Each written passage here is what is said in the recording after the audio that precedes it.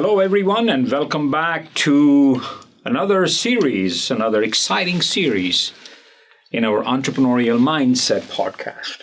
And today I'm actually very excited. The reason I'm excited is we have an amazing entrepreneur with us today, Justin Moore. Justin has a very interesting background, and we'll hear some stories from him. So Justin is the co-founder and CEO of a company called Agoge, and some call it Agoge. So he says that the Brits call it Agoge, and folks here in the US call it Agoge. So you pick what you want to call it. But it's an interesting startup, which is your protein shakes. It's a hemp-based protein shake, and he'll tell us more about it.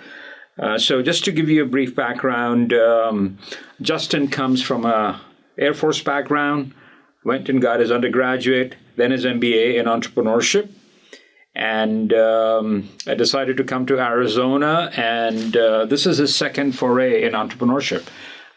Before this, he had another company, and so he's here in Arizona. He's one of those entrepreneurs who have decided to come to Arizona to build a company, and we will talk to him more about it.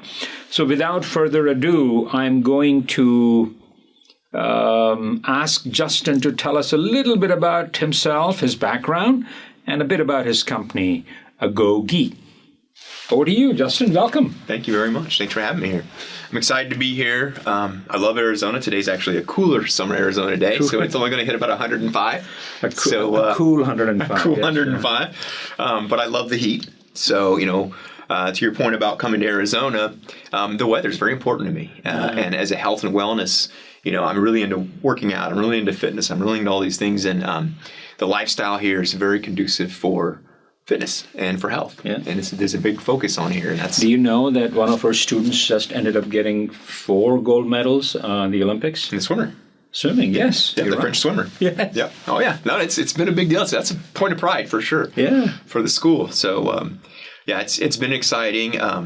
Growing up on the East Coast in the DC area, I didn't do so well in school. I have a lot of energy. I think that entrepreneurs who wind up getting far enough down the line just have too much energy, and it's not conducive for sitting still in a chair for eight hours a day. So my mom spent some time at the principal's office with my dad, and we determined at the end of high school that the military was the best way to go for my energy and for my need of structure and leadership. And so they gave it to me, right? And so, but what they also did was they taught me a lot of grit, right? And so we talk about entrepreneurship. I look back to my time when I was in the Air Force, and I was an Air Force mechanic. I joined in 97 right out of high school. And, I think back to some of the times where I was on a flight line. I was based in Germany, my first base. And, you're talking about 8 degrees, winds blowing sideways, these tiny little bolts, everything needs to be safety wired. There's a deadline, the boss keeps cruising up, rolling down the window and screaming at you from the thing. This is before iPads. This is before we really had internet. We had one email. And you have 4 hours to do this. And we don't care if you're cold. We don't care if it hurts. We don't care if you don't have any money. We're paying you $1,000 a month. You're going to get this done. And you're going to get it done, or else you're going to go to jail. Like basically, they fire you. So I think, when I talk to other veteran entrepreneurs, there's an amount of grit that I already had before I even went to college, before I started this. And so a lot of times, later on in my military career, when I was in the Middle East during the wars, where there were situations where, you're very scared, right? And it's terrifying. And I was a mechanic on a plane. But, there's a lot of dangerous stuff that happens. So going back to before you joined the Air Force, was there something when you were growing up, you're like, this is what I want to be when I grow up? Or it was just like too much of energy, I'm going to bounce off of the walls? Yeah, it was, when I was little, I was really good at dealing and wheeling. Okay. My cousins and my aunts and my family, my family here is, my cousin and her husband live here. My mom's oldest sister lives here. Another part of the reason why I moved to Arizona is because I have family here. But they were like, you were always wheeling and dealing and making deals and working things. And, you loved that deal making. And so I guess it was manifesting at a very young age. I just didn't understand it because I never knew an entrepreneur. Everybody was like, go to college, get a degree, and get a good job. Yeah. And that's security. And it wasn't until really I moved to California later on in my life when I actually got to know entrepreneurs and meet entrepreneurs and realize, this person had this idea. Everything starts with an idea. And then how does it become a company where employees and... Which one impressed you the most? The entrepreneurship, man? Probably the biggest one, I forget his last name, Steve. Anyway, he'll probably hit me for it, but he came to speak at grad school. Okay. And he grew up in a very destitute background, single parent. Wow. Never met his dad. And he wound up, very, very gifted. He enlisted in the Air Force. And then he did so well that he was able to get into Stanford, get his degree in mathematics at Stanford, become an F-16 pilot in Vietnam. Wow. And then started multiple companies and, 9-figure, net worth. Wow. And he came to speak at the class. I was in business school doing entrepreneurship MBA. And he talked about a time when he was out hiking in the snow and in the mountains where he was stationed in Alaska. And he fell into, and he called it a crevasse, like basically a place in between it where you just don't come out of those. And he was able to climb out. And after that, he had a different mindset on life, right? There was a different pressure on time. There was a different, time is limited. I could have died today. What am I going to do with the rest of my time? Do I sit in a cubicle? Do I sit in an office? Do I check off this? Or do I really live my life the way I want to live it? Yeah. And this is before I quit my corporate job and raised cash and built a company, in the first one. And so, it just gave me a real perspective on that and how that all worked. And so, it was probably one of the most, and then the company I was working at, the two entrepreneurs who started the company I was working at. Wow. They really inspired me. And the reason, they'd gotten their MBAs at UCLA, they'd raised $500,000. They'd built this company. And I was there for 6 years. And I saw it go from, a 10, 11 million a year to almost 30 million a year. And the one thing I noticed was they didn't do all the work. We wound up doing most of the work for that point. But they're the ones that took the risk. They're the ones that built the company. There's the ones who, went out there and did that. They're the true entrepreneurs. Yeah. And so for me to sit there and question their judgment and question what they're doing, I'm not the one that did it. Yeah. I shut my mouth. Right. And so there's a few different experiences that have happened firsthand to me where I literally just saw it and just, I could have ignored it. But I was like, man, they did this. This building didn't get here out of no reason. These products didn't get, these two dudes sat down one day and said, hey, we're going to start a company. And they did. And I said, it's not magic. It's a lot of hard work. It's a lot of sacrifice. But heck, I would do that. So let's talk about your company. Yep. Let's talk about Agoge.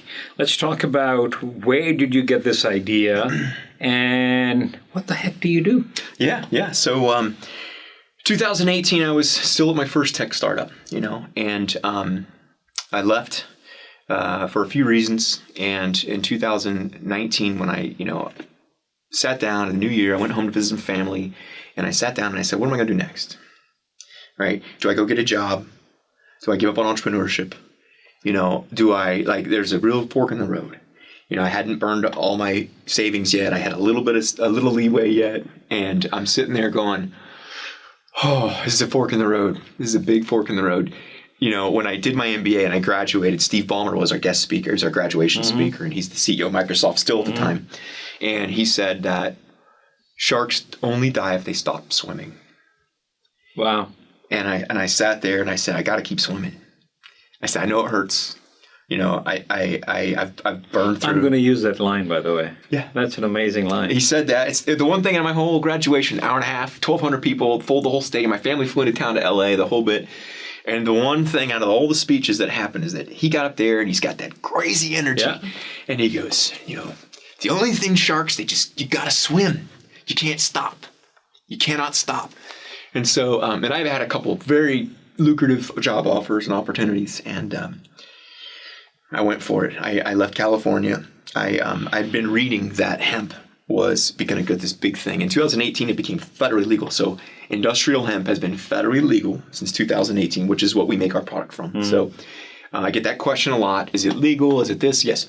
hemp, the way we make hemp protein is from federally legal USDA organic hemp, which I'll talk about the sustainability of and everything else. And that's the bigger reason about hemp. But when I made that decision, I said, how do I learn about hemp? 2018, everything. Okay, now we're legal. There's no classes on hemp. There's no school to go to. There's no really companies. So I volunteered as an MBA to go to some cannabis companies and do free business consulting. I have an MBA from entrepreneurship from USC, and here's what I'd like to do. I'd like to come in here. Do you have any problems that you're dealing with? Oh, we got nothing but problems. Well, let me solve 2 or 3 of them for free.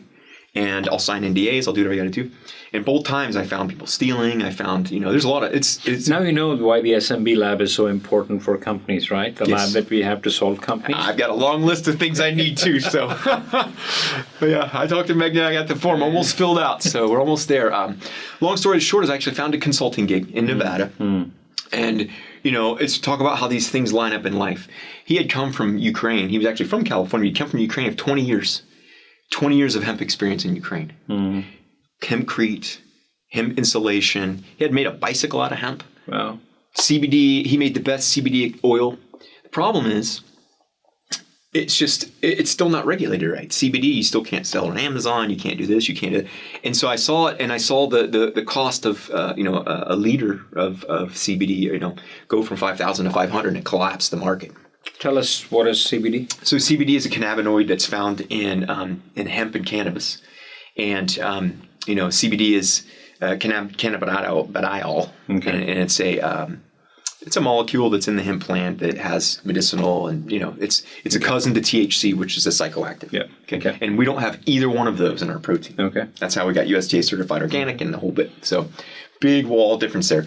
During the time at that lab, 9 months, I'd met so many people that were trying to get into hemp and understand hemp and run hemp and sell hemp and do this, and farmers. And it was, I lived there. I worked 24/7 for 9 solid months and just absorbed as much as I could.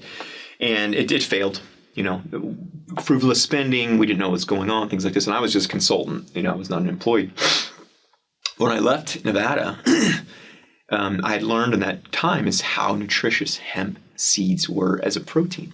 And I had never crossed my mind that hemp was such a nutrient. So I started going down the rabbit hole, researching it. Hemp protein's been out for a long time. And if you go back in history, thousands of years, hemp seeds have been a protein source.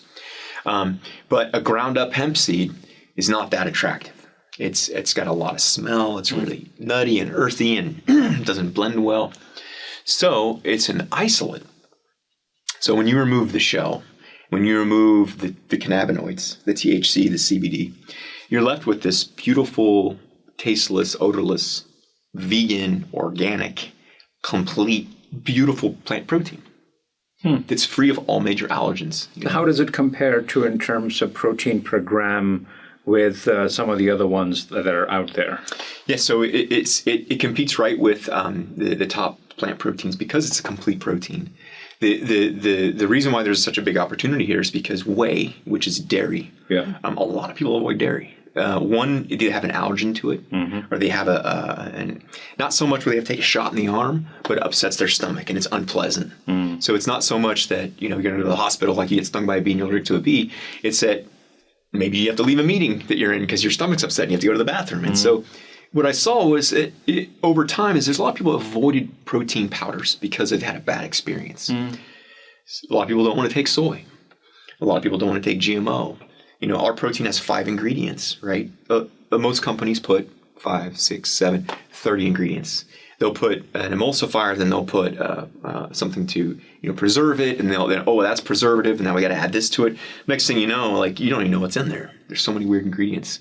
So it's like, wow, if we can create a hemp protein isolate, then now we've got this enormously nutritious powder that people who have, Crohn's, IBS. I've got a sister with Crohn's who can only take Agoge. People who have celiac, who are highly allergic to dairy and things like this, sometimes they can get a reaction from a protein that's even made in a facility. So our facilities are made to where there's vacuum setting completely across the board. It never touches anything of that sort. So the reason why hemp is just because of nutrition is that it's almost 4 times better at what's called bioremediation of a greenhouse gas than a hardwood forest. So a field of hemp takes CO2 at 4 times the rate of a hardwood forest, up to 4 times, and puts off O2 for us to breathe. And since we only use the seed on the hemp plant, the stem is where the building materials, the flooring, concrete, clothing. I've got a hat in the car that's made out of hemp. We've all kind of seen the hacky sacks and the stuff from back in the day. But there are companies now building pallets, building 2x4s, and this stuff is as strong as metal. Is it growing somewhere now? It's growing. It's growing a lot of places.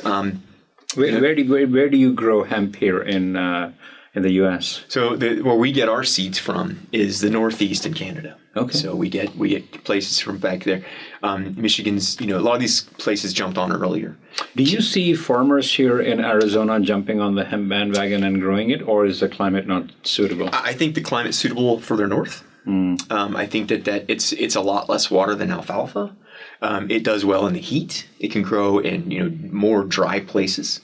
The reason why farmers aren't doing it yet is because there's not a market to sell their stuff, right? So one of the most painful things I saw in my time with the startup in Nevada was farmers who had spent hundreds of thousands of dollars growing all this hemp under the notion that they were going to get all this money for the CBD and this and that.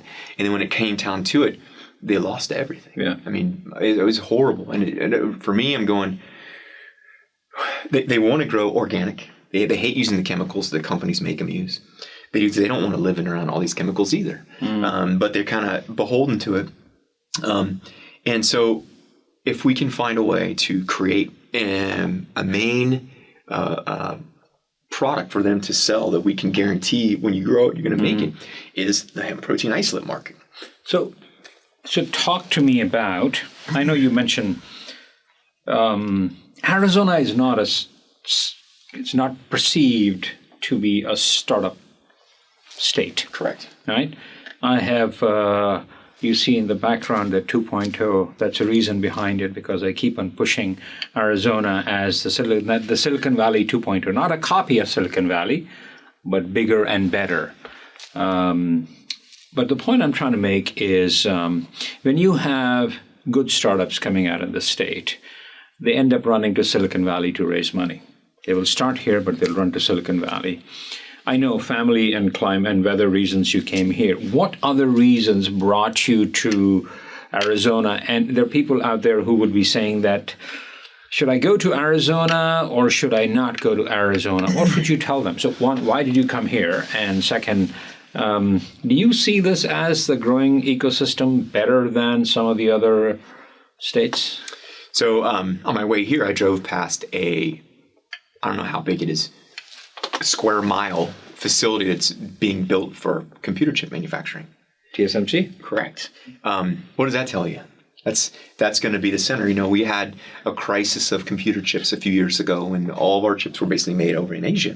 And so they're building these massive chip factories here, right? For multiple reasons. And so that infrastructure is being built here. So I think that if you are looking at where you're going to start or put your startup, you have to factor a lot of things in. And one of those is the growth of the area, the cost of living. For me personally, the ASU School of Sustainability and the focus on innovation, the focus on specifically the health and wellness mark, because we're essentially a health and wellness product. And so on almost every single block, when I drive through Arizona, I see a yoga, Pilates, a smoothie shop. This is not normal and everywhere else. Yeah, but we don't have those many coffee shops as true as a city or the state that is an entrepreneurial culture. They had a research, by the way, in which they compared startup cities and the number of coffee shops, and we are a little bit low. I think we need to increase more coffee shops. More coffee shops. Back to Arizona, it's I've never felt so welcomed. Huh? Right? So you go to Silicon Valley and it's get in line. It's a 2-bedroom apartment is $5,000 a month. It's so hard to live somewhere like that, right? And then you're raising capital to pay salaries. You're raising investor to pay salary, and it becomes. And I understand that the ecosystem and I bumped into somebody who has this skill set is not as strong here, obviously, yet. But it's a level of the support of the university. So I'll give you an example. There's 5 ASU campuses around town that I have access to with my Sun card, where I can go and I can have a call with Asia. 2:00 in the morning, the whole thing's set up. Blackstone and ASU got together and paid for interns. We couldn't afford interns. They gave us, we selected, and then we got 2 amazing interns, digital marketing students. And they took our social media and what they learned and they applied it. And we basically gave them the keys and said, hey, you want to do and make, experience you've never had before. This is not theory anymore. And they've absolutely crushed it. If you look at Try Agoge on Instagram, you can see the change and with the look and the feel. We look way bigger than we are. We look way more polished than we are. And, on top of that, I've won a pitch competition here and won a few $1,000s from that. And then to top that off, one of the challenges we had as a hemp company, people are all still kind of like this, even though it's been legal for years, is what's one of the biggest barriers you have? And I sat down with Alicia Marseille at the Sustainability School, Suzanne Palmieri. They've all been so helpful. And I said, people are afraid they're going to fail a drug test from taking our protein. And I have the paperwork to prove there's no THC in it. This is the lab.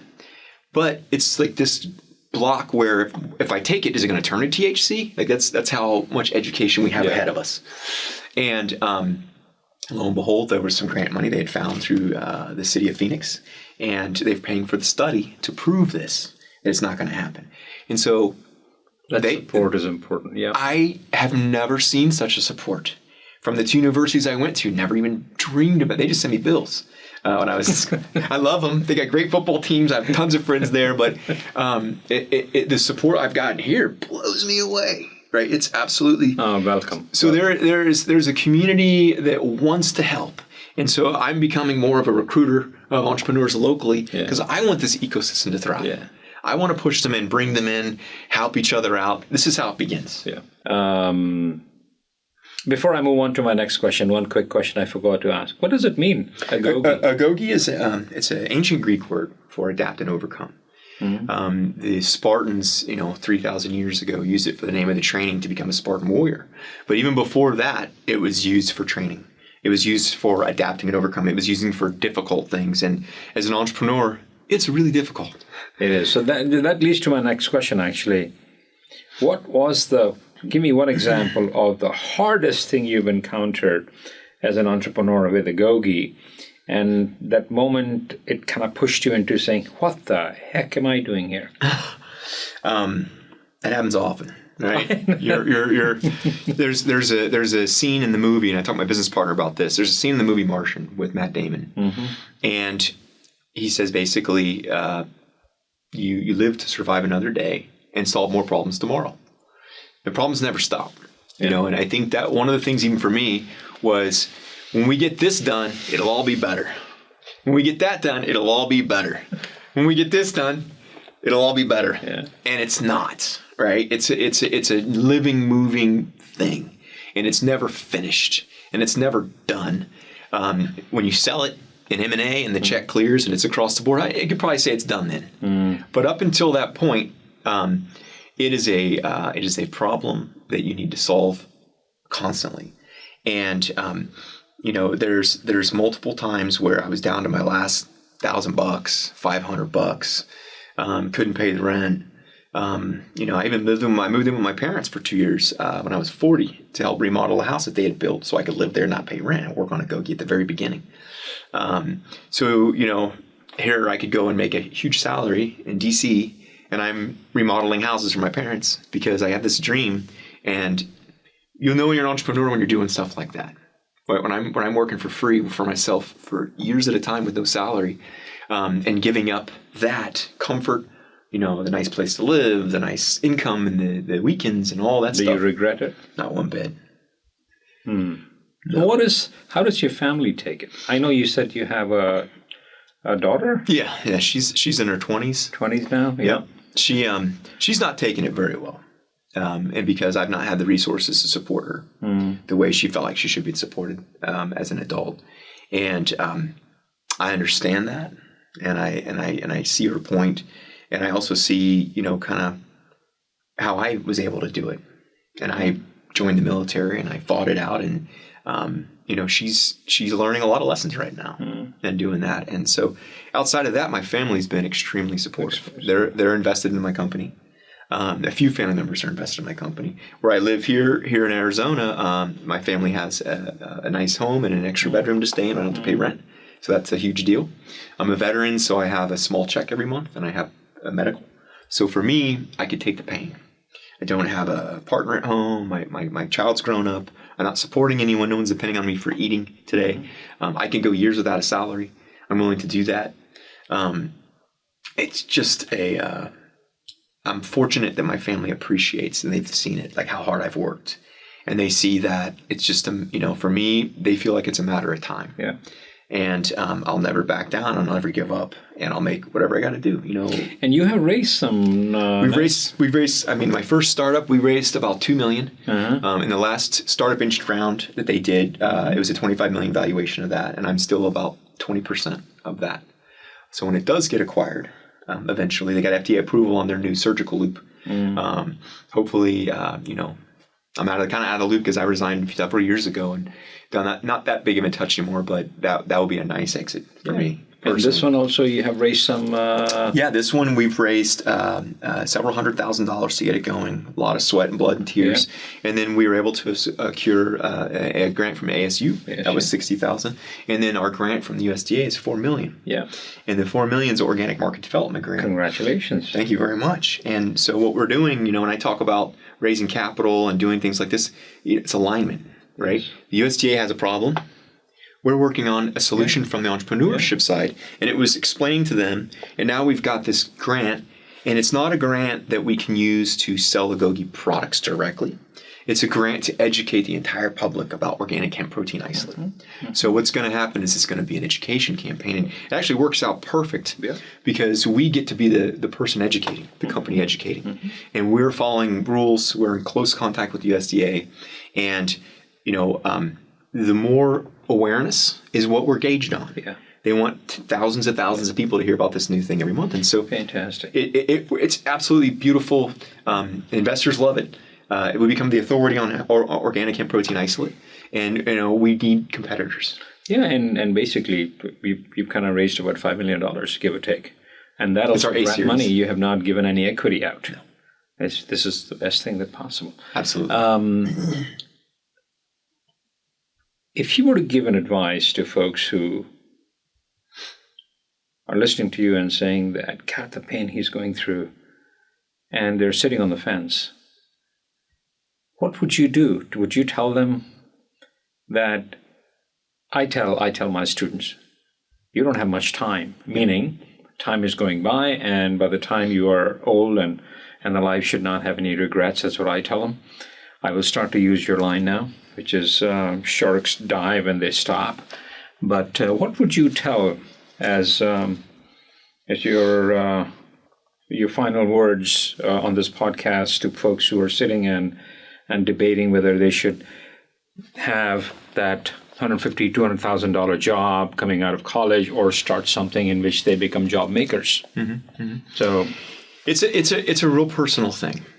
Right, you really have to understand what your pain threshold is, and it's painful, right? And it's missing holidays, it's missing birthdays, it's missing, things that are normally very important to you. Well, every year we go to this thing, and every year we go to here, and every year we go to this dinner, and we host, and we have this. And now I went from six-figure guy with everything going on, and driving a nice car, and living in Newport Beach, and the ocean view, and this, and it's one of those things where, you really are gonna earn it. But the reward in your mind is what? People who do jump in.